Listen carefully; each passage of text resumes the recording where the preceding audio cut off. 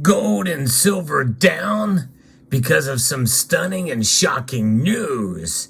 Should that really surprise us, though? Well, if you've been watching that channel, the answer to that is no. And we'll explain why and what the Fed is going to do in this video as we explore.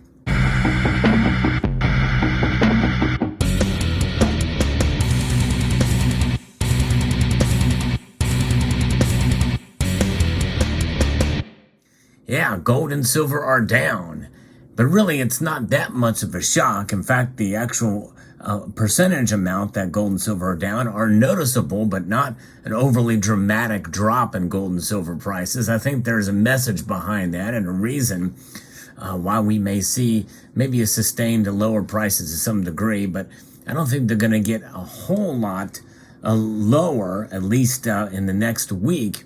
But it all depends on what the Fed is going to do. Gold and silver are both down. Gold down almost 1.5%, literally minutes before the markets close here, down $29.40 to $1,949 per ounce. Silver is down just over 1%, down just over a quarter, down 26 cents to $23.70. So it's clawing back now below that $24 psychological level here.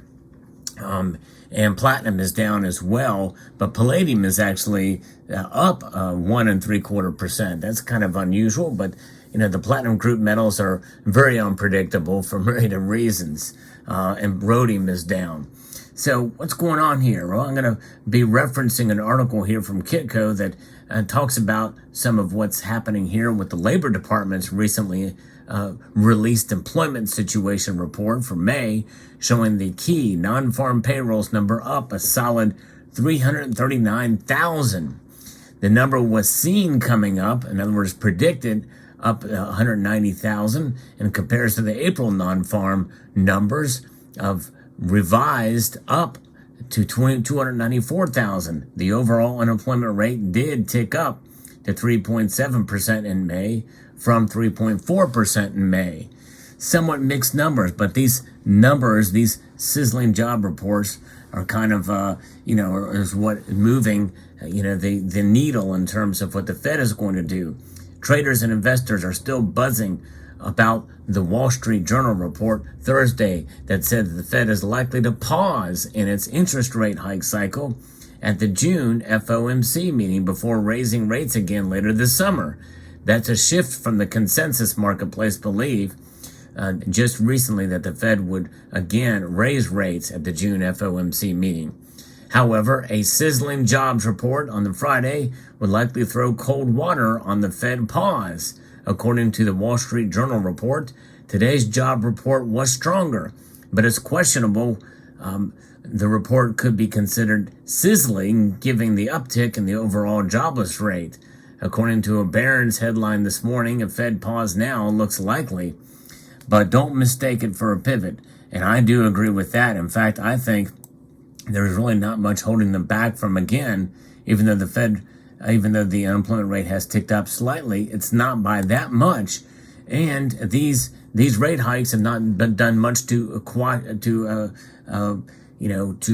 the economy. And so the inflation is the bigger concern here.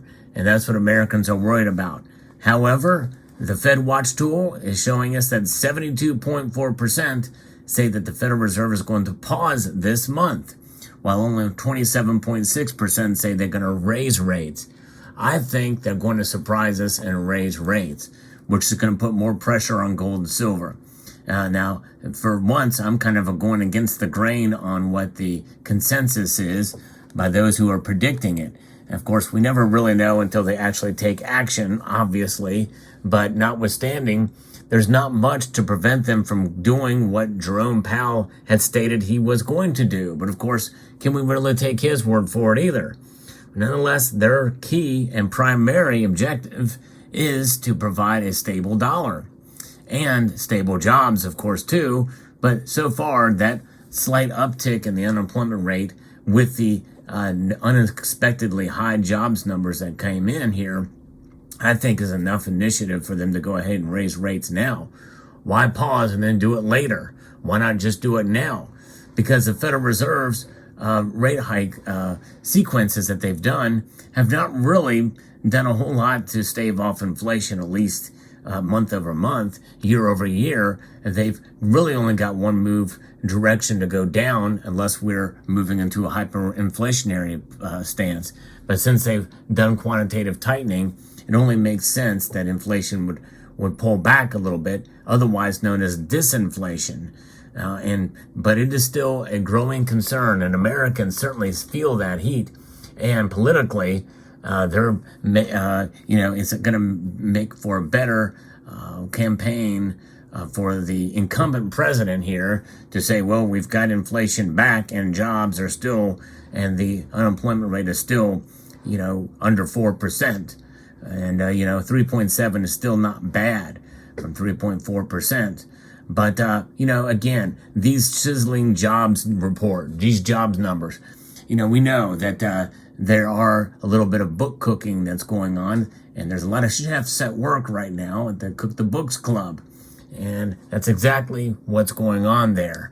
And so that is why that, if they're going to pivot, or if they're going to pause, rather, it's going to be because they really know that deep down that the employment situation is really worse than what the official numbers from the Bureau of Labor Statistics has reported here. Because how do they count jobs? Well, if somebody is working two jobs, that it counts as one person with two jobs.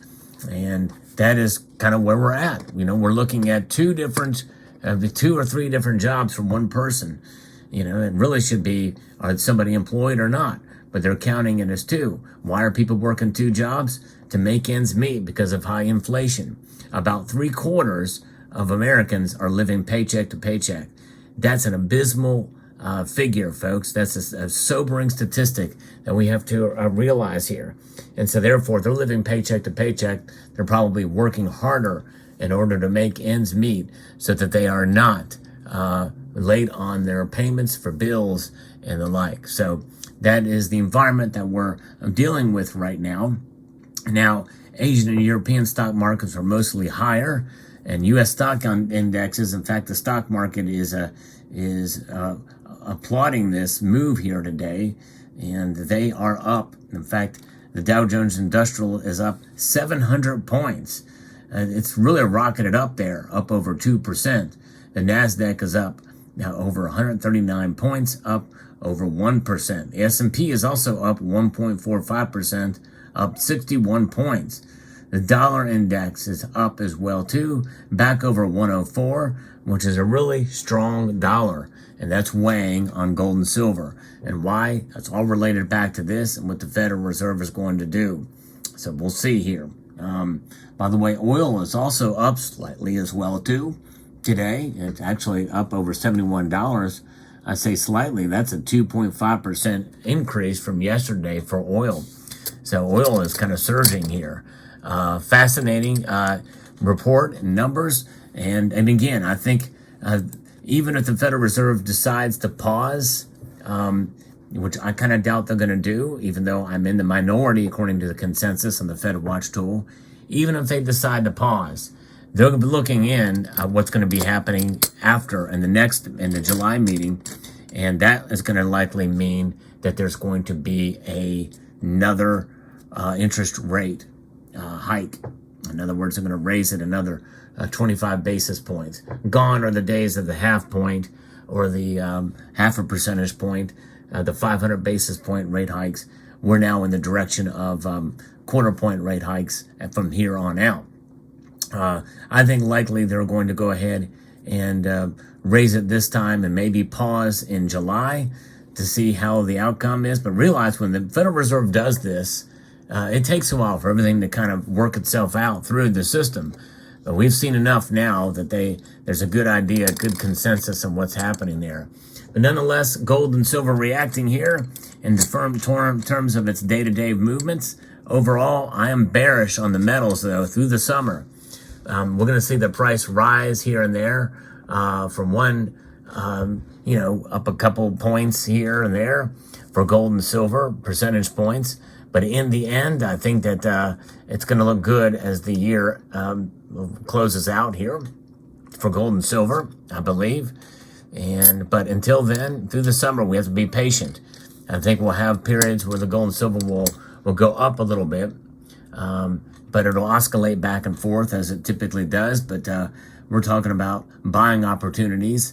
Of course, a lot of that depends upon the premiums you pay as well for the metal. But there's your market report for today. And if you do enjoy reports like this, I hope you consider subscribing to the channel. I do like to do news on what's happening with the markets with gold and silver.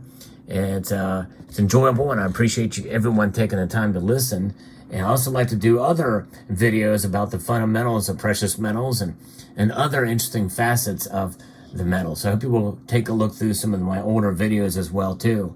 Talk about a lot of different things with regards to all precious metals and even other metals. That's why this channel is called Salivate Metal and not Salivate Gold or Salivate Silver or Salivate Copper. Yes, indeed, I enjoy all metals, but especially precious metals.